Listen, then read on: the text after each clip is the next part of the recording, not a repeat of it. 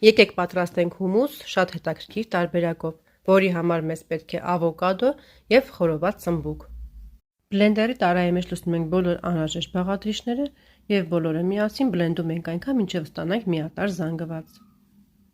Անհրաժեշտ բաղադրիչներն ու քանակը գրված կլինի նկարագրության բաժնում։